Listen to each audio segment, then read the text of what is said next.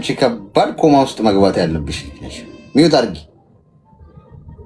ይህ ሰውዬ ተይዞ ዘብጥያ መግባት ያለበት ሰው ሴት ልጅን በአደባባይ እያታለልኳት ነው፣ ለጥቅም ነው የቀረብኳት፣ ቆዳዋን እየገፈፍኩላት ነው፣ ቢላውን እስቲ ዘጋግይልኝ። ከየት ልጀምር? ከአንገቷ ጀምሬ ልገፈፈው ወይስ አንገቷን ቆርጬ ለአሞራ ልስጠው እያለ ያለ ግለሰብ ግራ ገብቶኛል ትያለሽ? የኔ እናት አሉ እንደዚህ ወንዶች ለጥቅም ብለው የሆነ ነገር ከሴት ልጅ ለማግኘት ገብቶሻል። አሁን እሱ እዛ ጌም ሲጫወት ጌም ላይ ያ እንደዛ አድርጊሽ። እሺ አሌክሴ አመሰግናለሁ።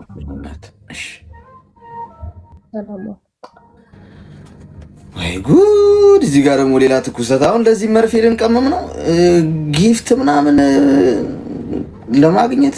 በዚህ አጋጣሚ እኔ የማመሰግናቸውን ሰፖርተሮቼ እናንተ ይሄው በሸንጎ ፊት አመስግን በሚለው ብሂል መሰረት እኔ ጌም ስጫወት ምንም መተው ሰፖርት የሚያደርጉኝ ሰዎች በመልክ አላውቃቸው፣ ድምፃቸውን ሰምቼው አላቅ፣ ማን ወንድ ይሁኑ ሴት ይሁኑ አላቅ። ፕራይቬት ነው አካውንታቸው ሁሉ። ለምን ራሱ ሰፖርት እንደሚያደርጉኝ እነሱ ናቸው የሚያውቁት። ምንም አውርቻቸው አላቅ፣ አውርተውኝ አያውቁ። እግዚአብሔርን በጣም ነው ማመሰግናቸው የእውነት። ምክንያቱም በቃ ሰላሜ ራሱ ሰላሜን መርጬ መተኛው እንደዛም ስለሆነ ነው። እንዲህም ይደረጋል። ይህኔ ማር ቤቢዬ ደህና አደርሽ ወይ? ቁርስ በላሽ? የኔ ፍቅር ደህና እንዴት እንደማፈቅርሽ እኮ ምናምን ብሎ አንጀቷን በልቶ እንደው መታ ራሱ እዛ እሱ ክሪፕቶ ምናምን ያለችው ምንም ብታረግለት ህሊና ቢስነት ነው ባይዜ። አሁን ፍርድ ምናምን አይደለም እሺ። ምክንያቱም ይሄ የፍርድ ጉዳይ ነው። ላለማድረግ አንድ ሰው ምርጫ አለው።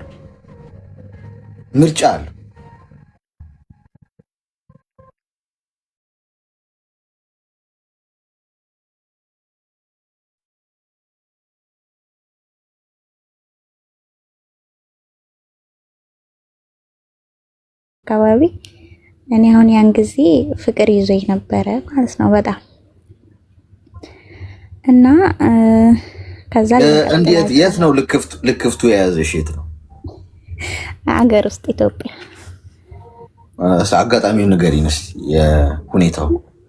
አይ አጋጣሚ ያው የቤተሰብ ጓደኛ ነው ልጁ እና ያን ጊዜ በዛ መሀል ያው ትግባባለህ ምናምን እና ፍቅር ይዞኝ ነበር ያን ጊዜ ኃይለኛ ፍቅር ማለት ነው እና በሆነ አጋጣሚ ተለያየን። ያው ትንሽ ብጎዳም ምናምን ተለያየን። አሁን ምንድን ነው ያጣላችሁ? ያው የተጣላ ነው እሱ ያው የሌላ ሰው ወሬ ምናምን ይሰማል በዛ ምክንያት። እሺ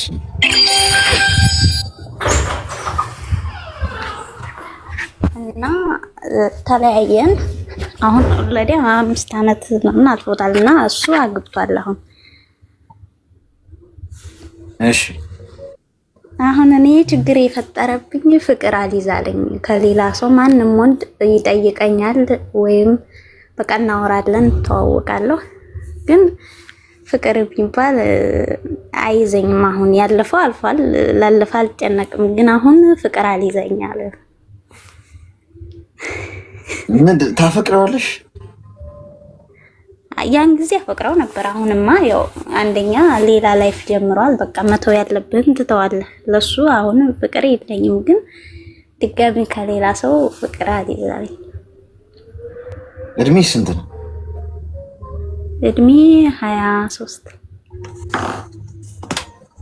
እሺ እስቲ ሚውት አድርጊና አዳምጪኝ። ተረጋጊ እኮ አሁን እኮ አንቺ 23 እኮ ነሽ እኮ ገና ነሽ። አሁን አብቅቷል እድሜሽ። ሩጬን ጨርሻለሁ የሚል መጽሐፍ ጽፈሽ ቁጭ ብለሻል። እንደዛ ነው ንግግርሽ የሚመስለው። በቃ የሞተ ሰው ነው አሁን ሩጬን ጨርሻለሁ ምናምን የሚል መቃብሩ ላይ ምናምን ይጻፍለት። ገና እኮ ነሽ የእኔ እናት። ነገ ምን ሊፈጠር እንደሚችል ምን ታውቂያለሽ? 23 ነሽ።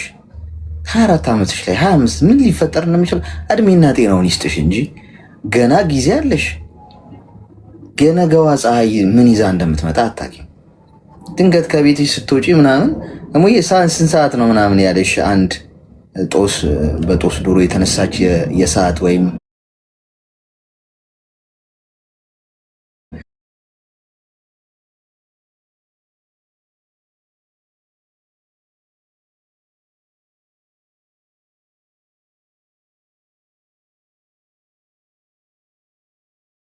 ለይ ሲል በቃ እኔም ፍቅር ሊይዘኝ አልቻለም ማለት ነው ብትይ ያስኬዳል። ዛሬ አልሆነ ማለት ነገ አይሆንም ማለት አይደል? እድሜና ጤናውን ይስጥሽ እንጂ ትደርሽበታለሽ። አሁን ፎከስሽን ሌላ ነገር ላይ አድርጊ። በቃ ይጠይቁሻል ወንዶች ምናምን አይደል? ይሄ ሁሉም ህይወት ላይ ያለ ነው። ኢግኖር አድርጊና ሌሎች ፎከስ ትኩረትሽን የሚፈልጉ የህይወትሽ ክፍሎችሽ ላይ ትኩረት አድርጊ። ስራ፣ ጤና፣ ማህበራዊ ህይወት፣ መንፈሳዊ ህይወት ገብቶሻል። ራስ ፊዚካልሽ ላይ ስሪ፣ አስተሳሰብሽ ላይ ስሪ። ብዙ ልትሰሪባቸው የሚገቡ ጉዳዮች አሉ። ፍቅር ህይወት ብቻ አይደለም ህይወት። እሱን ቶፒክ ዘግተሽ ብዙ ልታተኩሪያቸው ያንቺን ትኩረት የሚፈልጉ ብዙ ስራዎች የሚጠይቁ ነገሮች አሉና እዛ ላይ ስሪ። እሺ ገና ነሽ። እሺ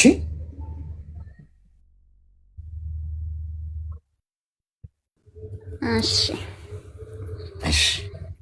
መልካም ቀን።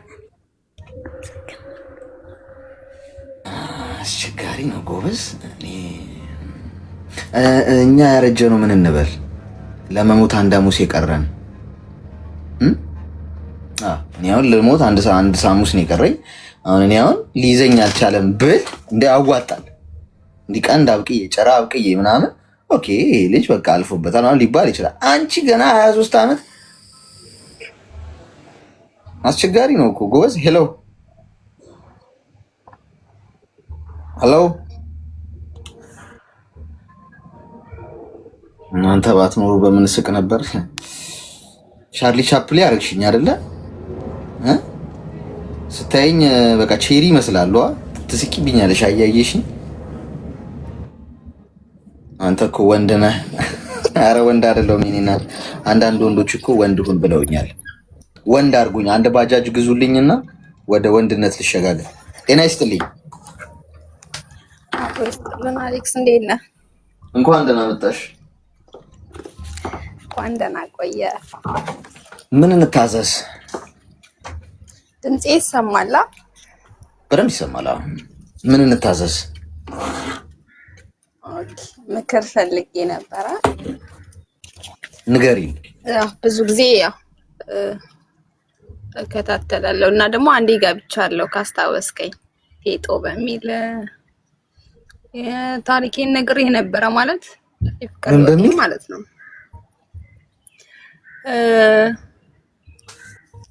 እሺ ወደ ኋላ እንግዲህ ተመልሼ ብዙ ሰዓት ከምወስድ ብዬ ነው።